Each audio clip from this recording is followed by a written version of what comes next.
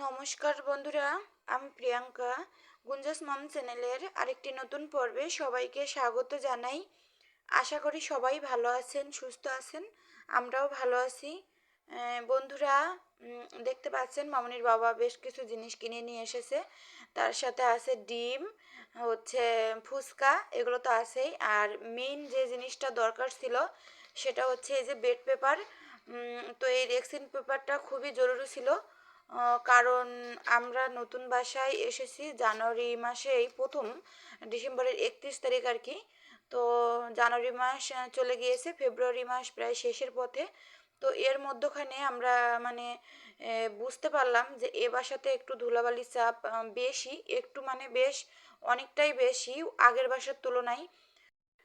ঢাকা শহরে এমনিতেই অন্যান্য শহরের তুলনায় ধুলোবালির চাপ অনেকটাই বেশি। তারপরে দূষিত আর কি, মানে দূষিত বাতাস এখানে।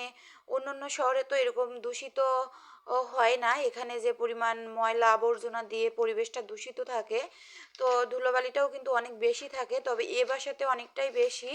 তার কারণ হচ্ছে আমাদের বিল্ডিংটা 6 তলা, আমাদের বাসাটা আর কি। তো আমরা 4 তলাতে থাকি। আর আমাদের আশেপাশে যে বিল্ডিংগুলো আছে, মানে আমাদের বিল্ডিংয়ের একদম পাশে পাশে, সেগুলো সবই হচ্ছে 3 তলা করে। তো এ কারণে উপরটা ফাঁকা, আর আমাদের সোজাই একদম মানে অল্প একটু দূরেই পাকিজা গার্মেন্টস। তো গার্মেন্টস পাশে হওয়ায় গার্মেন্টসের ভিতরে যে ডাস্ট থাকে, প্রচুর ডাস্ট থাকে, মানুষের চুল পুরো একদম সাদা সাদা কালার হয়ে যায়, সেগুলো তো বাইরেও বের হয়। তো বাতাসের সাথে এখানে সেখানে সব জায়গাতেই চলে যায়। আর আমাদের বাসা তো একদম কাছেই। আর উঁচুতে, নিচে হলে একটা কথা ছিল, উঁচুতেই সরাসরি একদম জানালা দিয়ে বলতে একটা রুমের জানালা, তারপরে রান্নাঘরের জানালা, তারপরে এ সাইডগুলো সব সাইড দিয়ে আসে। কারণ বললামই তো যে আশেপাশে কোনো কোনো বড় বিল্ডিং নেই। একটু সাইড দিয়ে আছে, তবে আমাদের সোজা সোজা গার্মেন্টসটা, তার সামনে কোনো বড় বিল্ডিং নাই। যে কারণে প্রচুর প্রচুর ধুলা মনে হচ্ছে। প্রতিদিন তো ঘর মুছতেছি। আগের বাসাগুলো মাঝে মাঝে ঘর না মুছলেও হতো, তবে এখন কিন্তু প্রতিদিনই মুছতে হচ্ছে। না হলে কেমন একটা ধুলা ধুলা মনে হচ্ছে। আর বেডের উপরেও অনেকটাই ধুলা মনে হচ্ছে। তোশক থেকে কিন্তু ঝাড়লে একটা হালকা ধুলা মতো বের হয়, খালি চোখে ওইভাবে দেখা যায় না, তবে সূর্যের আলোর রশ্মিতে কিন্তু দেখাই যায়। তো এ কারণে আমি পেপারটা আনতে বলেছিলাম বেডশিটের উপরে।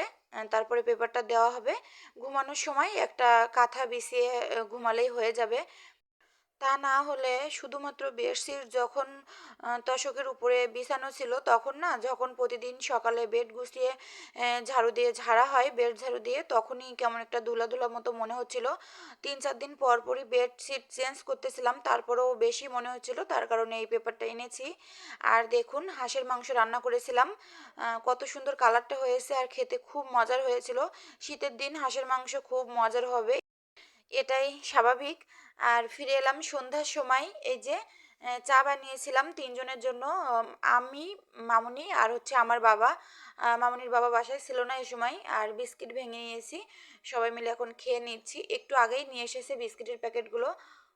আর বন্ধুরা, কথা বলতে বলতে আমি ভিডিওর শেষের দিকে চলে এসেছি। প্রতিদিনের মতো আবারও মনে করিয়ে দিই, যারা আমার চ্যানেলটি সাবস্ক্রাইব করেছেন তাদের অসংখ্য অসংখ্য ধন্যবাদ। যারা এখনও করেননি, প্লিজ আমার চ্যানেলটি সাবস্ক্রাইব করে আমার পাশে থেকে যাবেন। এখনও যারা একটি লাইক দেননি, প্লিজ একটি লাইক দিয়ে তারপর ভিডিওটি কন্টিনিউ।